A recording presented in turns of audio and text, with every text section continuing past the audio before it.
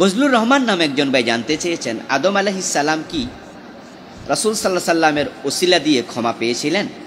আমরা আমাদের দেশে শুনে আসছি আদম আলাইহিস সালাম 350 বছর কান্না করার পরে রাসূল সাল্লাল্লাহু আলাইহি সাল্লামের ওসিলা দিয়ে ক্ষমা চেয়েছেন এবং তখন তিনি ক্ষমা পেয়েছেন।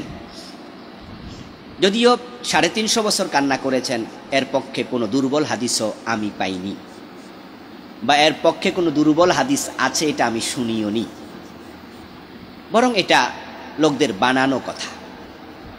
আদম আলাইহিস সালাম যখন ভুল করেছেন, উনার গায়ের পোশাক যখন খুলে পড়ে গেছে মা হাওয়া সহ, তখন তিনি সেখানে লজ্জিত হয়েছেন, ক্ষমা চেয়েছেন। উনি জানেন না যে ক্ষমা কিভাবে চাওয়া লাগে। যখন তারা ওই গাছের ফল খেলেন তখন তাদের পোশাক পরে গেল, তখন তারা দুজনে শর্মিন্দা হলেন, বুঝতে পারলেন যে শয়তান ধোঁকা দিয়ে ফেলেছে। আল্লাহ তাআলা এবার বলছেন কোরআন মাজিদে প্রসঙ্গে, ফাতালাক্কা আদামু মির রাব্বিহি কালিমাত, অতঃপর আদম আলাইহিস সালাম তার রবের পক্ষ থেকে তাওবা করার কিছু কালেমা পেলেন। কিভাবে ক্ষমা চাওয়া লাগে, তাওবা করা লাগে, কিছু কালেমা আল্লাহ নিজে নাজিল করলেন। ফাতাবা আলাইহি, সেই কালিমাগুলো পড়লেন, আল্লাহ তাকে ক্ষমা করে দিলেন। ওই কালেমা কি ছিল? অন্য আয়াত আল্লাহ তাআলা বলেছেন, ক্বালা রব্বানা যালামনা আনফুসানা ওয়া ইল্লাম তাগফির লানা ওয়া তারহামনা লানাকুনান্না মিনাল খাসিরিন। তারা দুজনে মিলে এই কালেমা পড়লেন। ফাতাবা আলাইহি, অতঃপর আল্লাহ তাদের ক্ষমা করে দিলেন। ইন্নাহু হুয়াত তাওয়াবুর রহিম, আল্লাহ অত্যন্ত ক্ষমাশীল এবং বড় দয়াদ্র। এখানে ফা শব্দটি এসেছে বারবার। ফাতালাক্কা আদামু মির রাব্বিহি কালিমাত, অপরাধ করার পরে দেরি হয় নাই। যখনই লজ্জাস্থান অনাবৃত হয়ে গেল, কাপড় গায়ের পোশাক খুলে গেল, কাপড় খুলে গেল, তখনই আল্লাহ তাদেরকে বুঝালেন, নাজিল করলেন যেভাবে ক্ষমা চাও। ফাকালা রব্বানা যালামনা, এখানেও পাস ফালিত তাকিব ফালিত তারতিব, কোনো কাজ সময় ক্ষেপণ না করে তারতিবের ধারাবাহিকভাবে করার জন্য, বলার জন্য ফা শব্দ আসে। ফা শব্দটি হরফে আতফ 10টা, ওয়াও ফা সুম্মা হাত্তা ইম্মা আম্মা ইম্মা আম বাল্লা লাকিন আও, এই 10টা।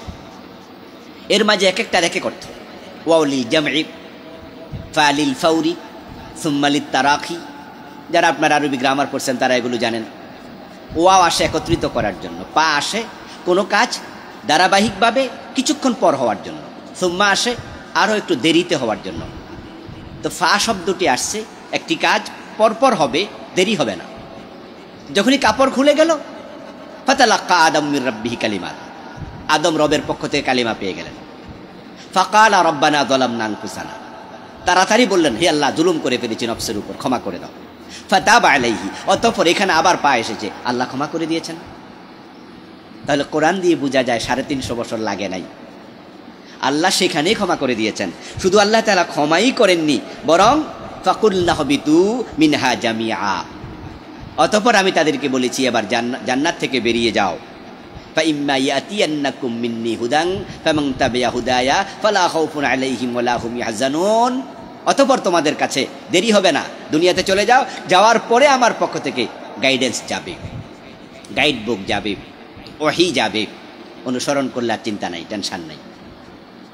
তাহলে বোঝা গেল তিনি ওহী পেয়েছেন দুনিয়াতে আসার পরপরই, ক্ষমাও পেয়েছেন জান্নাতে থাকতেই। তাহলে 350 বছর কানতে হবে কেন? দলিল কোথায়? আর আদম আলাইহিস সালাম 350 বছর কানলে যদি আল্লাহ ক্ষমা করে, তো আমরা যা জুলুম করছি নফসের উপর, আমরা কয়দিন কানব? আমরা হায়াতে তো পাই না 70-80 বছর। আল্লাহ কি এত কঠোর? মোটেও না। এই জন্য ফাতাবা আলাইহি, কোরআনে আল্লাহ বলছেন অতঃপর তিনি তাদেরকে ক্ষমা করে দিলেন। তো এখন যে হাদিসটা আছে, ওই হাদিসটা কি খবর?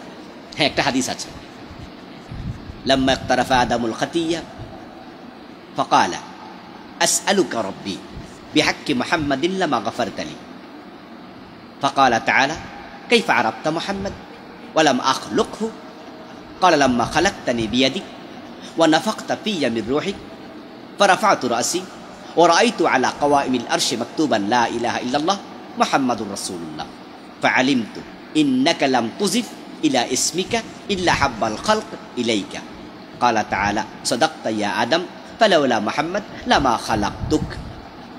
এই যে লম্বা একটি হাদিস শোনালাম, এই হাদিসে পাওয়া যায় যে আদম গুনাহ করার পরে তিনি আল্লাহকে বলেছেন, আল্লাহ মুহাম্মাদের উসিলায় তুমি আমাকে ক্ষমা করে দাও। আল্লাহ প্রশ্ন করলেন, মুহাম্মদকে চিনলে কিভাবে? তাকে তো আমি এখনো বানাইনি। তখন আদম আলাইহিস সালাম বলছেন যে আপনি যখন আমাকে বানিয়েছেন, আমার মাঝে রূহ ফুঁকে দিয়েছেন, আমি মাথা তুলে তাকিয়ে দেখেছি আরশে আজিমের খাম্বার মাঝে লেখা আছে লা ইলাহা ইল্লাল্লাহু মুহাম্মাদুর রাসূলুল্লাহ। আপনার নামের পাশে আপনি মুহাম্মদ নাম যোগ করেছেন, এটা আমি বুঝেছি তিনি আপনার সবচেয়ে প্রিয় মাখলুক, তাই তার নামের উসিলা ধরে ক্ষমা চাইলাম। আল্লাহ তাআলা তখন বললেন, হ্যাঁ সাদাকতা ইয়া আদম, আদম ঠিক বলেছ, লাউলা মুহাম্মদ লামা খালাকতুকা, মুহাম্মদকে সৃষ্টি না করলে আমি তোমাকেও সৃষ্টি করতাম না। এই জাতীয় হাদিস পাওয়া যায়। এখন এই হাদিসের ব্যাপারে আল্লামা শাওকানি বলেছেন এটা মাউদু, বিন বাজ রাহেমাহুল্লাহ বলেছেন হাদিসটি মাউজু, ইবনুল জাওজি রাহেমাহুল্লাহ বলেছেন হাদিসটি মাউজু, ইমাম আয-যাহাবী বলেছেন হাদিসটি মাউজু, ইবনু তাইমিয়া রাহেমাহুল্লাহ বলেছেন হাদিসটি মাউজু। এই জাতীয় অসংখ্য আলেম বলেছেন এই হাদিসটি জাল। কোরআনে আছে আল্লাহ তাৎক্ষণিক ক্ষমা করেছেন, এবং তিনি যে কালেমা দিয়েছেন সেটা ছিল রাব্বানা যালামনা আনফুসানা। তাহলে এই হাদিসটা কোরআনের এই আয়াতের বিপরীত হয়ে যায়। হাদিসের সনদ নিয়ে গবেষণা করে মুহাদ্দিসরা বলেছেন জাল। তবে ইমাম আল হাকিম উনি বলেছেন হাদিসটি সহিহ, কেউ কেউ বলেছেন জয়ীফ। এই জন্য কোনো কোনো আলেমী হাদিসটি দিয়ে দলিল দিয়ে থাকেন।